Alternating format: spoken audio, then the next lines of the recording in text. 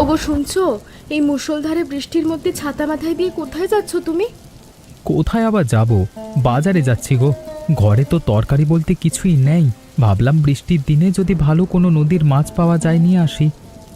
না না, আজকে এই আবহাওয়ায় তোমার কোথাও যেতে হবে না। বাইরে যা বৃষ্টি, ভিজলে আবার ঠান্ডা লেগে জ্বর আসবে। বাজারে যাওয়ার কোনো দরকার নেই। রান্নাঘরের পেছন থেকে বেশ কিছু টাটকা কচুর শাক তুলেছি, ঘরে ডালও আছে। কচুর শাক আর পাতলা ডাল দিয়েই চলে যাবে আজকে।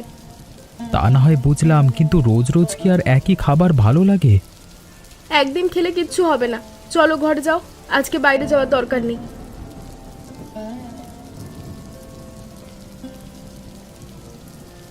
শোনো শোনো, একটু এদিকে এসো তো দেখি।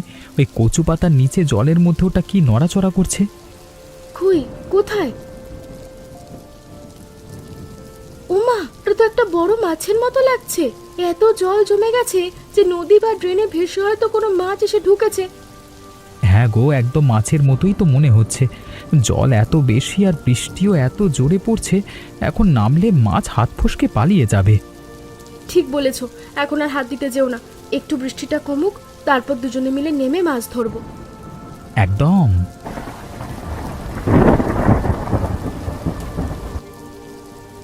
মোড়ল মশাই, ও মোড়ল মশাই, একটু এইদিকে শুনে যান না। দেখুন গঙ্গা টাটকা ইলিশ মাছ নিয়ে এসছি।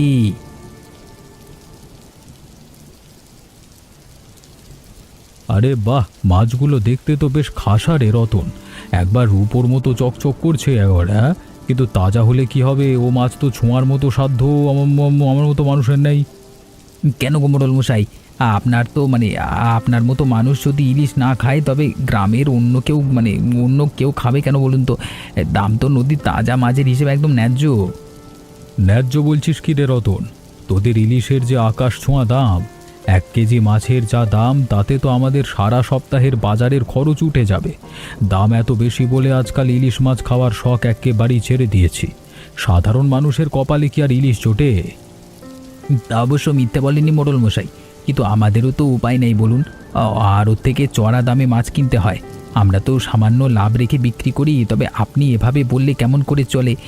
আপনাদের মতো গ্রামের মাতব্বর আর সম্পন্ন গৃহস্থরা যদি মাছ না কেনে, তাহলে এত দামি মাছ আমি কার কাছে বিক্রি করব বলুন তো? মাছগুলো তো আমার ঝুড়িতেই পচে নষ্ট হবে। তা যা বলেছিস। আচ্ছা দে দেখি 5 কেজি ইলিশ। 5 কেজি? এই যে মাছ নিতেই চাচ্ছিলেন না, এখন বলছেন 5 কেজি? দাম, দামি মাছ একা খেলে কি চলবে? যাদের সাধ্য নেই তাদেরও তো খেতে ইচ্ছে করে। আমাদের 3 ঘর প্রতিবেশী আছে, ওদেরও তো নেব। আপনি সত্যি মহান মানুষ। আহা, কয়েকদিন ধরে যা একটানা বৃষ্টি হলো কুসুম। মেঘে আকাশ একেবারে অন্ধকার হয়েছিল। আজ অবশেষে জলকাদা পেরিয়ে এমন সুন্দর রোদটা উঠল দেখে মনটাই ভালো হয়ে গেল। তুমি একেবারে ঠিক বলেছো বৌদি। বৃষ্টির জলে তো ঘর থেকে বেরোনোই দায় হয়ে গিয়েছিল। এই মিষ্টি রোদে স্নান করতেও যে কি আরাম। তা যা বলেছো বোন। যাই হোক, আমি জলটা ভরে নি। বৌদি, আমার কিন্তু স্নান করা হয়ে গেছে। আমি এবার বাড়ির দিকে গেলাম, মা আবার একা রান্না করছে। আচ্ছা গো বোন, সাবধানে যাও।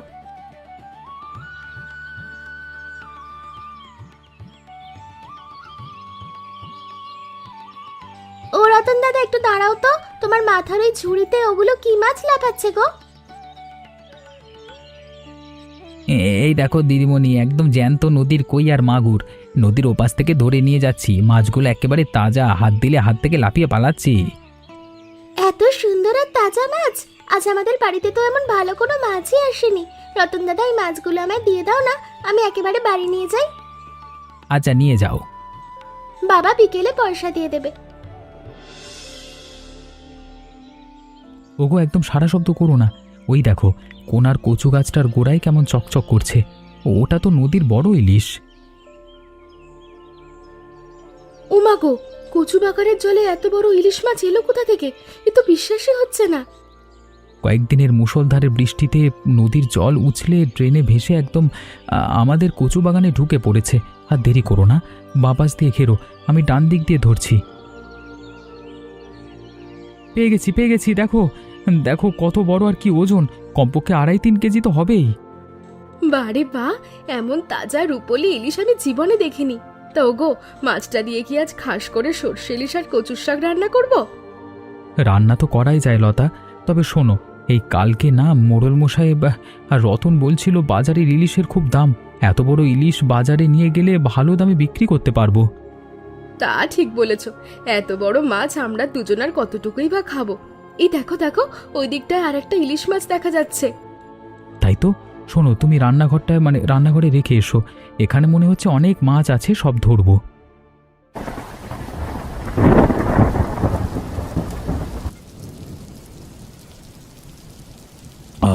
বাইরে আকাশের দিকে তাকিয়ে উফ, একটানা বৃষ্টি রোদটা ভেবেছিলাম বর্ষা বোধহয় একেবারে কেটে গেল।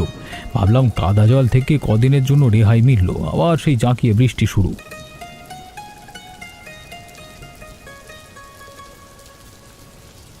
কি হলো বাবা, তুমি একা একা কি বলছো? বৃষ্টি আবার শুরু হয়ে গেছে, সেটা নিয়ে বলছি। আমার তো বৃষ্টিতে বেশ ভালোই লাগে বাবা। শোনো বাবা, তোমাকে একটু খুশির খবর দিই। আমি একটা এনজিওতে চাকরি পেয়েছি, সামনের মাস থেকে অফিসে যাব। বলিস কি রে মা কুসুম, সত্যি তোর চাকরিটা হয়ে গেল? ওরে আমার মা রে, তুই আজকে আমার মুখ উজ্জ্বল করলি। গ্রামের মোড়ল বলে কত মানুষের দায়িত্ব কাঁধে নিয়ে ঘুরি, কিন্তু নিজের মেয়ের এই সাফল্য আমাকে যে কত বড় গৌরব দিল তা তোকে বলে বোঝাতে পারবো না। সব তোমার আশীর্বাদ বাবা। এবার থেকে আর তোমাকে একলা সব সামলাতে হবে না। তোমার কুসুম এখন নিজের পায়ে দাঁড়িয়েছে। তুই শুধুই আমার মেয়ে না, তুই শুধু আমার অহংকার হয়ে উঠলি। চল চল ঘরে চল, তোর মায়ের কান পর্যন্ত এই সুসংবাদটা পৌঁছানো দরকার। চলো বাবা।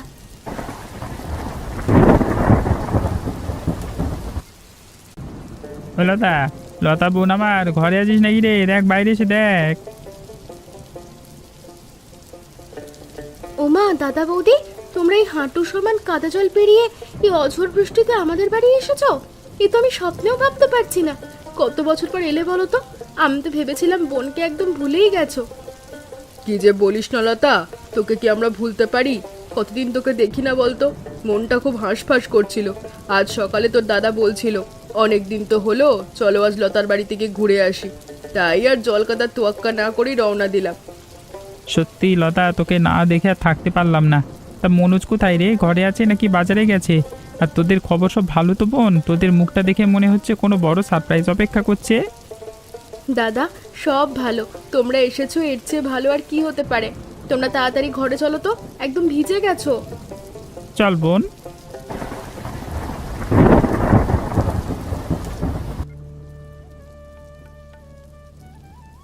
দাদা, এই বড় পেটকাটা টুকরোটা নাও। আজ কত বছর পর আমার হাতের ইলিশ মাছ ভাজা খাচ্ছ বলো তো? লজ্জা করবে না বৌদি? আর একটু ইলিশ মাছের তেল দিই? আহা লতা, থাম, আর দিস না রে বোন। এত বড় ইলিশের পেটি, আর তার উপর এমন কড়া ভাজা। পেট তো ভরে যাচ্ছে। এত সুস্বাদু ইলিশ যে ইদানিং বাজারে সহজে মেলে না রে। দাদা, আপনারা তো কালকে ভোরেই শহরের দিকে রওনা হয়ে যাবেন। এতদিন পর এলেন, হাতে করে খালি মুখে তো ফেরানো যায় না। আমি লতাকে বলে রেখেছি, যাওয়ার সময় দুটো বড় তাজা ইলিশ মাছ আপনাদের দিয়ে দেবে। রাস্তায় কোনো কষ্ট হবে না। হ্যাঁ, বলিস কি মনোজ, দুটো আস্ত বড় ইলিশ? আজকাল তো বাজারে 1 কেজি ইলিশের যে আগুন দাম, আমাদের মতো মধ্যবিত্তের কিনে খাওয়ার সাধ্যও নেই। তা তোরা এত বড় বড় তাজা ইলিশ প্রতিদিন কোথায় পাচ্ছিস বলতো? কোনো অলৌকিক কিছু নাকি রে? কোনো অলৌকিক কিছু নয় দাদা, কয়েকদিনের অঝোর বৃষ্টিতে গঙ্গার জল উপচে আমাদের রান্নাঘরের পেছনে জমে থাকা কচু বাগানে নদী থেকে ভেসে আসা ইলিশ ঢুকে গেছে। আমরা বাজার থেকে কিনি না, নিজের বাগানের হাঁটু জল থেকেই জাল কিনে নিয়ে ধরে আনছি।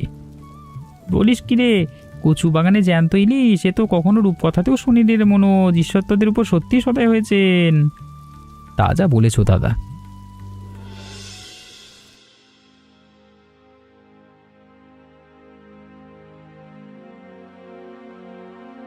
গুড মর্নিং কুসুমজি। এত সকালে বার্ষিক রিপোর্টের ফাইলগুলোর সঙ্গে যুদ্ধ করছেন বলে মনে হচ্ছে। একটু কফি খান, মাথা ঠান্ডা হবে। ও বিনয় বাবু, আপনি সত্যি একজন দেবদূত। আমি এই গ্রামীণ প্রজেক্টের বাজেট আর ডেটাগুলো মেলাতে গিয়ে একদম দিশেহারা হয়ে যাচ্ছিলাম। নতুন চাকরি তো, এখন সব নিয়মকানুনও ঠিকমতো বুঝতে পারিনি। আরে এতে ভয় পাওয়ার কি আছে? নতুন জায়গায় প্রথম একটু মানিয়ে নিতে সবারই সময় লাগে। আমি তো আছি আপনার পাশে। বলুন ঠিক কোন জায়গায় বুঝতে অসুবিধা হচ্ছে, প্রজেক্টের ফিল্ড রিপোর্ট নাকি ফান্ড ম্যানেজমেন্ট?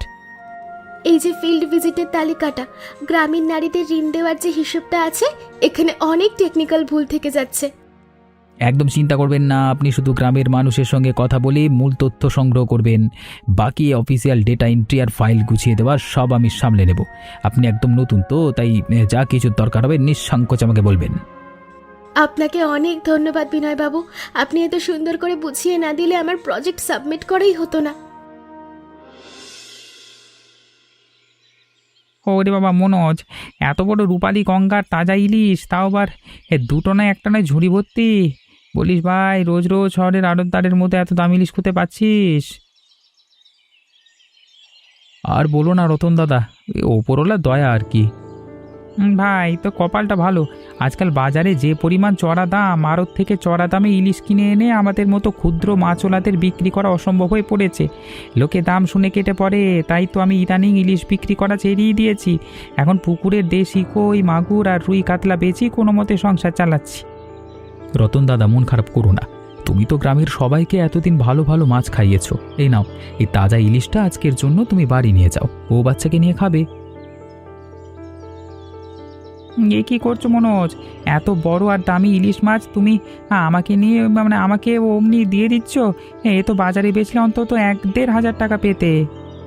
টাকার চেয়ে মানুষের মুখের হাসি আর ভালোবাসার দাম অনেক বেশি দাদা। তুমি নিয়ে যাও, তোমার বউকে বলো ইলিশ ভাজার খিচুড়ি রান্না করতে। সে বলবো ক্ষণ।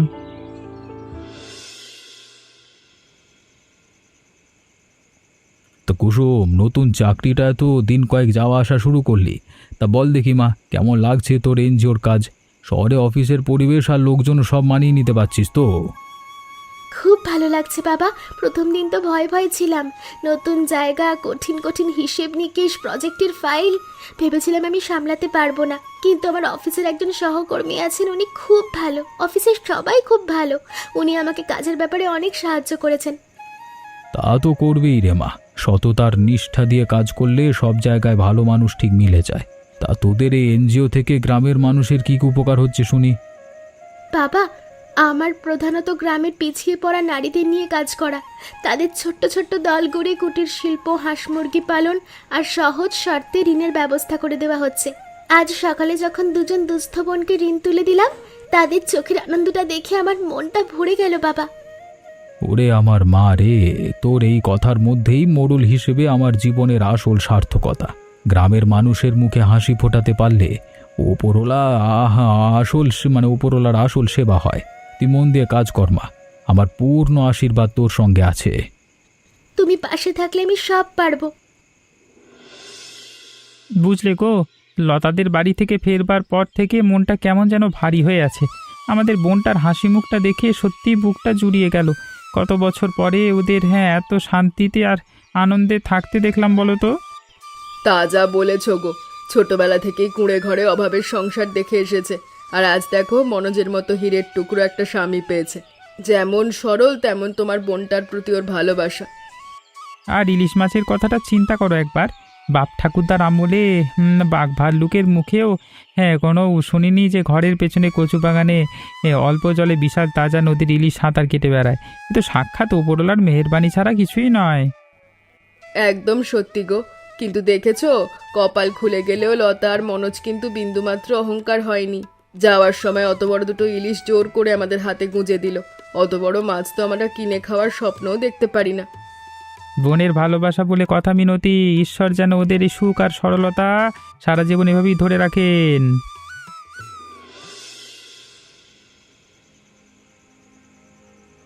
আরে কুসুমজি, আপনি এখনো স্ট্যান্ডে দাঁড়িয়ে আছেন? সন্ধ্যে তো হয়ে গেল, গ্রামের দিকে যাওয়ার শেষ বাস তো আগেই ছেড়ে যাওয়ার কথা।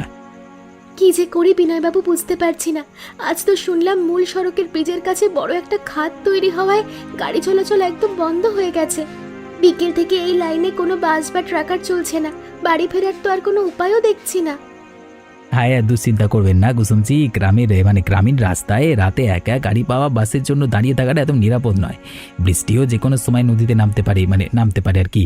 আপনার যদি কোনো আপত্তি না থাকে তবে আমার বাইকের পেছনে উঠে বসুন, আমি আপনাকে একদম নিরাপদে আপনার বাড়ির দরজায় পৌঁছে দিয়ে আসছি। কিন্তু বিনয়বাবু, আপনার বাড়ি তো একদম অন্য দিকে। আমার জন্য আপনাকে অনেকটা পথ ঘুরে যেতে হবে, কষ্ট হবে তো। সহকর্মীর বিপদে পাশে দাঁড়ানো কি কষ্ট হতে পারে বলুন? তাছাড়া আমি আপনাকে একাই নির্জন বাসস্ট্যান্ডে ফেলে রেখে যেতে পারছি না।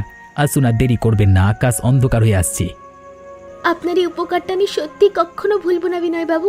চলুন। মোড়ল মশাই ঘরে আছেন নাকি গো? মনোজ যে, এসো ভাই, বারান্দায় এসে বসো। তা হঠাৎ সন্ধে ভারী খালি, মানে কি মনে করে? কি বলবো মোড়ল মশাই, তাজা বড় ইলিশটা আজকে আপনার জন্য নিয়ে এলাম, নদীর টাটকা মাছ। আরে বাহ, সে তো মস্ত একটা রাজকীয় ইলিশ মাছ মনোজ। কিন্তু ভাই, তুমি হঠাৎ আমাকে এত দামি মাছ দিতে গেলে কেন? এর তো বাজারে অনেক দাম। তা আমি তো তোমার থেকে অমনি মাছ নিতে পারবো না। দাঁড়াও, আমি ভেতর থেকে টাকা নিয়ে আসছি। না না মোড়ল মশাই, টাকার কথা বলে আমাকে দয়া করে পর করবেন না। সেদিন বাজারে আপনাকে আর রতন দাদাকে বলছিলাম না ইলিশের চড়া দামের কথা, আপনি তো ধনী দরিদ্র না ভেবে গ্রামের কত অভাবী মানুষের মুখে ইলিশ তুলে দেন। মোড়ল হিসেবে সবাইকে আগলে রাখেন।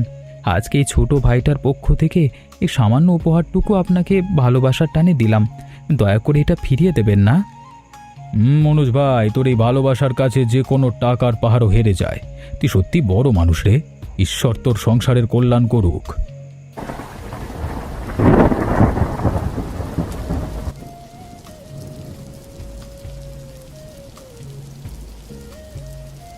ওগো লতা, একবার এইদিকে এসে নিজের চোখে দেখে যাও।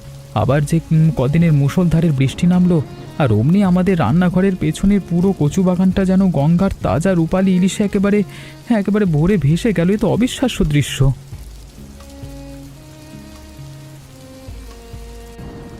উমাগো, সত্যি তো, এত ছোট কচু বাগানে শয়ে শয়ে এত বড় বড় ইলিশ মাছ কিলবিল করছে।